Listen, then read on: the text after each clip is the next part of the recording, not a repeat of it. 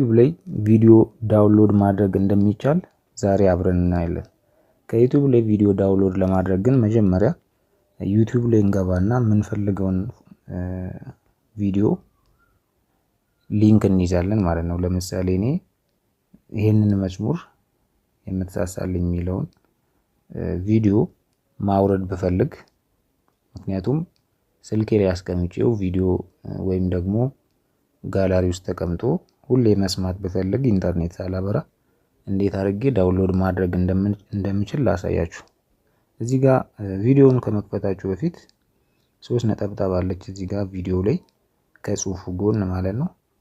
3 ነጠብጣቧን ስትነኳት ሼር ዳውንሎድ ምናምን የሚል ጽሁፍ ይመጣል።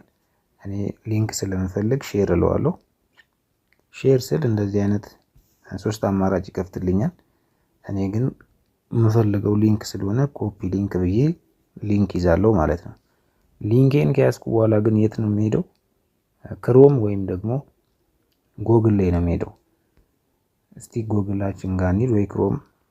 እኔ ክሮም ልክፈትና እንደምታዩት ክሮም እየከፈተ ነው። ክሮም ላይ ልሂድና ዩቲዩብ ቪዲዮ ዳውንሎደር ብዬ ሰርች ላድርግ። ዩቲዩብ ገና ስል ዩቲዩብ ቪዲዮ ዳውንሎደር ብሎ ጻፈልኝ። እናንተም ዩቲዩብ ቪዲዮ ዳውንሎደር ብላችሁ ሰርች ባራችሁ ላይ ጻፉ። ከዛ ሰርች አድርጉ። እኔ ይሄው ሰርች አድርኩት። እንደምታዩት ብዙ አማራጮችን ከፈተልኝ። የመጀመሪያውን ሴቭ ፎርማት የሚለውን ልንከው። ከፈተልኝ። እንደምታዩት የመጀመሪያውን አንድ ስፔስ አመጣልኝ። ኢንተር ዘ ዩአርኤል የሚል እዛ ጋር ከዩቲዩብ ማውረድ ከምንፈልገው ቪዲዮ ላይ ያመጣነውን ሊንክ እዚህ ጋር ፔስት እናደርጋለን። ጫና አድርጋችሁ ይዛችሁ ፔስት ማለት ነው። ይሄ የቪዲዮ ሊንክ ነው ማለት ነው። እንደምታዩት ሰርች እያደረገ ነው ቪዲዮ እንዲከፍትልን ማለት ነው። እኛ ያመጣነውን ከዩቲዩብ ላይ ሊንኩን ፔስት ስናደርግ ከስር ቪዲዮውን ከፍቶ ያሳያችኋል። እንደምታዩት እኔ የመረጥኩትን መዝሙር እዚህ ጋር ቁጭ አድርገልኝ ማለት ነው።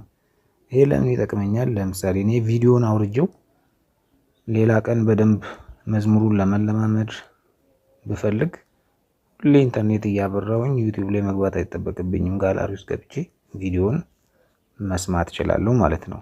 ልክ እንደዛው ትምህርታዊ ነገሮችንም አውርዳችሁ መማር ከፈለጋችሁ ዩቲዩብ እየከፈታችሁ ኢንተርኔት ምናልባት ልትቸገሩ ስለምትችሉ ጋላሪ ውስጥ አድርጋችሁት ከዛ እየከፈታችሁ መማር የምትፈልጉትን ማዳመጥ የምትፈልጉትን ቪዲዮ በዛ መልኩ አውርዳችሁ መጠቀም ትችላላችሁ። ከዛ እንደምታዩት